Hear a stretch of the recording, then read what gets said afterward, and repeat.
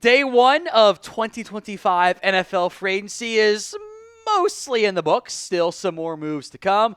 We'll break down some of the top winners and losers from free agency so far. Starting positively, the winners. How about the Detroit Lions? And this is really because of one move that I am a huge fan of. Yeah, they brought back Derek Barnes. They brought back Anthony Pittman and Zeke Turner and Marcus Davenport on a pretty, really actually team-friendly contract. It is that last one. DJ Reed, a 3-year, $48 million deal, $32 million guaranteed. That is less than some of the other top corners got on the open market, and I would argue he is just as good, if not better, than some of the top corners on the market. Plenty of moves still to come across the NFL free agency cycle, but I like that move a lot for the Lions. Of all the top moves, that's my favorite one. Now, we will have more for you on NFL free agency news, rumors, signings, trades as they come in. Hit that sub button so you don't miss out. YouTube.com/chatsportstv for more NFL free agency updates. Let's go to the Jacksonville Jags, and it's not the first one to put them on the winner's side, and it's not all perfect. I want to emphasize that part. But I do like the Jags being aggressive with not, wildly overpays on the open market either. A lot of new players coming into Jacksonville. I love the Jourdan Lewis deal. I'm a huge fan of his game. He is a elite nickel corner. 3 years, $30 million there. Johnny Muntz providing some stability at tight end. 2 years, $5.5 million. Eric Murray, I don't love that deal, but that's not the end of the world there. Danny Brown as another option on the outside opposite Brian Thomas. With what Tutu Atwell got, I actually don't hate it, but that's how the market goes at wide receiver. Hunter Long at 2 years, $6 million. Again, you've got two blocking-focused tight ends. You can always draft somebody too. I do like actually both Patrick McCarry and Robert Hainsey. 3 years, $37.5, and Hainsey 3 years, $21 million. Those are starting caliber options. Freeing up, maybe Mason Graham in round one. We'll see what else the market looks like in terms of draft prospects there. Adoga as a swing tackle is fine. Just don't actually make him start real games that matter. We'll go to some more winners here. Who is your biggest winner from day one of NFL free agency? Let me know in the comments. It's the pinned comment, actually, of today's show. If the ad comes here on YouTube, take advantage of it. Head down there and let me know. I'll be honest, I had a kind of tough time finding winners. It's kind of how the market's going this year. But I do, in general, like what the Raiders did throughout free agency. Alex Kappa, $5 million and change is not that bad for him. 5.67, whatever it is. 2 years, $11.2 million. That's fine. Max Crosby, he looks good now after Myles Garrett got paid, doesn't it? I don't mind Geno Smith for a third-round pick, given what Sam Darnold got on the open market. Adam Butler is a really good run stopper. No complaints there. Malcolm Kuntz and Jeremy Chin, both signing. Jeremy Chin, I love that deal. 2 years, $8 million for a really good, strong safety. Love it. Malcolm Kuntz, 1 year, $12 million. If healthy, he's awesome. So the Raiders have a lot of work to do still. Don't get me wrong, but I do like the steps that were made so far. The Commanders, I guess I'm counting, non-free agency moves on this particular one. This was pretty heavy on the trade and re-signing side. Deebo Samuel, only a 5th-round pick. I don't think he's a great player at this point in his career, but for what the Commanders had holes for, actually fits. They have the cap space. It's fine. Kicker, who cares? Bobby Wagner, back on a 1-year deal. Makes sense. Zach Ertz and John Banks, both back on contracts as the Commanders have Bates and Ertz and Ben Sinnott as tight ends. They're fine there. Tressway was a little bit expensive, but the trade for Laramie Tunsil I thought was an awesome deal. You're shipping out, a third this year, a 7th this year, a 2nd next year, a 4th next year. In exchange for Tunsil and a 4th this year, you've locked in a legitimate franchise starting caliber left tackle. That's a good move by the Washington Commanders. Safeties still a slight question mark there, but I have no complaints. This is an actually all in team. That makes sense to me. The Bears, again, it's not like these are incredible values, but you don't really get till like day 2, day 3, even to day 4 free agency. But you're checking off huge needs, right? Jonah Jackson, Joe Thuney, a pair of trades, solidifying your guard position on the offensive line. You pay big money, admittedly, to Drew Dalman. He was by far the best free agent center. Dayo Odeyingbo fills a need opposite Montez Sweat defensive end. Grady Jarrett at defensive tackle on a pretty similar deal to Dayo there. Slots in as a key piece up front. The Bears have focused on the trenches. That worked pretty good for the Detroit Lions with Ben Johnson. I don't mind repeating that this time around.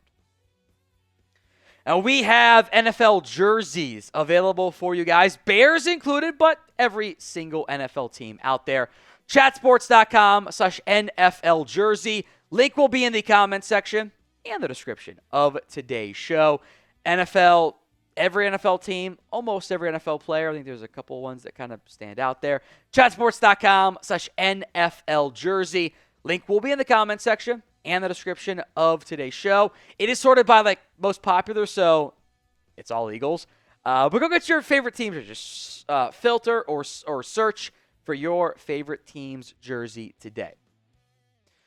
Let's go to nose guards. And I'm kind of cheating here by grouping a bunch of players together. There are multiple different nose guard deals that very much stand out to me. And the defensive tackle run plugging market has skyrocketed. Bobby Brown, who kind of like wasn't always in favor in LA, gets $7 million per year from the Carolina Panthers. That stands out as a sizable contract, and it's not even the largest contract given out to nose guards this time around. DJ Jones gets 3 years, $39 million to stay with the Denver Broncos. That's a big-time contract. Poona Ford gets 3 years, $30 million. PFF is normally pretty good, not always accurate. They had him at 1 year, $6 million. He got a lot more on the open market there. So Ford slots in for Bobby Brown. They pay a little bit more there. Big-time money for the nose guard market as in kind of a down class in free agency. Some big-time nose guards getting paid this time around, which seems very, very noteworthy for the LA Rams as Poona Ford ends up heading to the Rams. And the nose guards in general got paid in a pretty big fashion.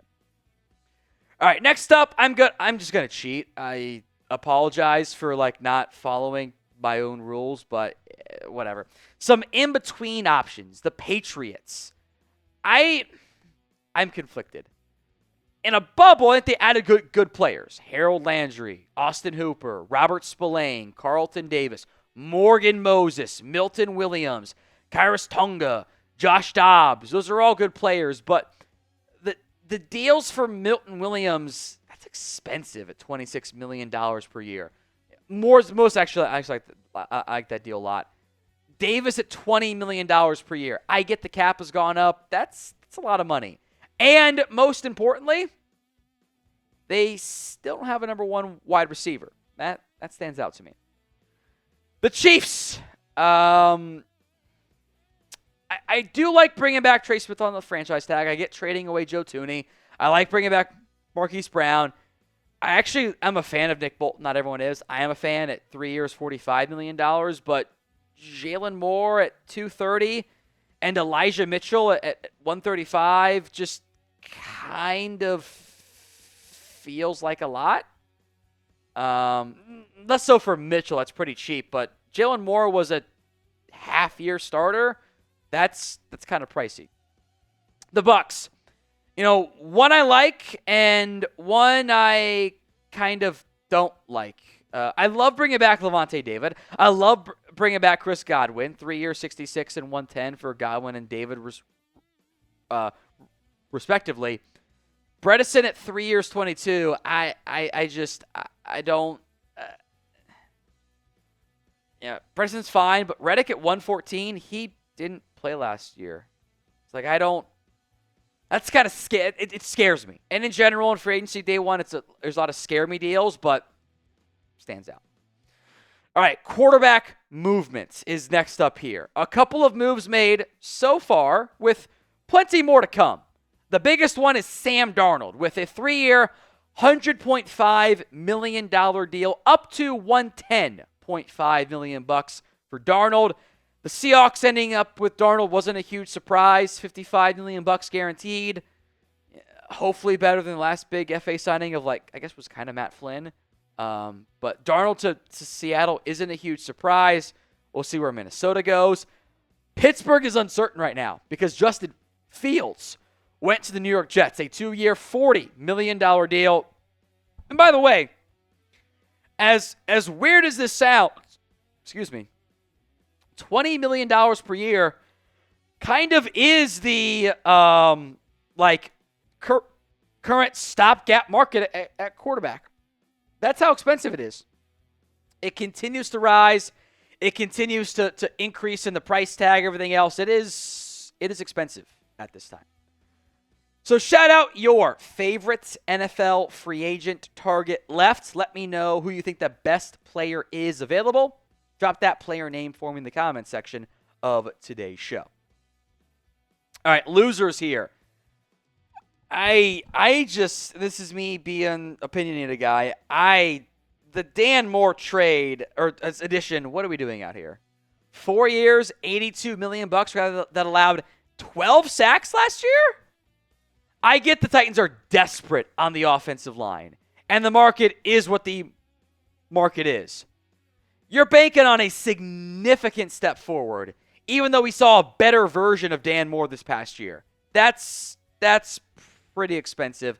I like Sebastian Joseph Day returning to Tennessee, but Dan Moore as your splash when I don't know who your quarterback is kind of concerning to me. We will stay in the AFC South here, the Houston Texans. I'm fine with the Christian Kirk trade. You get a 7th-round pick to Jacksonville, whatever. But it's one thing to add Christian Kirk on a team that has, Nico Collins and eventually going to get back Tank Dell.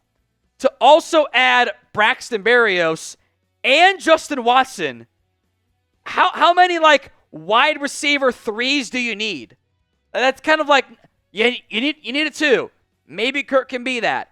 But Berrios is also a slot wide out. Kirk is a slot wide out. Watson's on the outside. Why?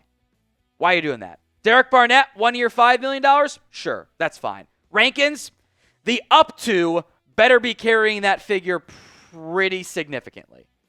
Because the up to is not particularly great at this time. That kind of feels like a huge need there. Tremont Smith, sure. Darrell Taylor, 1 year, 5.25, sure. But I just, nothing, a lot of investment in kind of what Nick Caserio likes. Players 30 to 53 are really good, but are your top guys good enough? I don't know. We'll get to one big-time loser as of filming in a second here. Who is the biggest loser from day one of NFL free agency? Let me know in the comments section of today's show. It's 3 years in a row we've done this here. Dallas Cowboys not actually doing anything of note. They brought back the long snapper, baby. Who cares? 3 years, $4.45 million. That is essentially the vet minimum in terms of the contract there. Okay, it doesn't move the needle. You lost Jourdan Lewis. You haven't done anything else. You were linked to Travaris Ward. He goes to Indy on a pretty fair contract. With him and Cam Bynum getting paid by the Colts. It's one thing to set out day one. It's something to set out every single year of day one. As the Cowboys, there's 6 hours left in the day. To not do anything, it's another disappointment for plenty of Cowboys fans out there.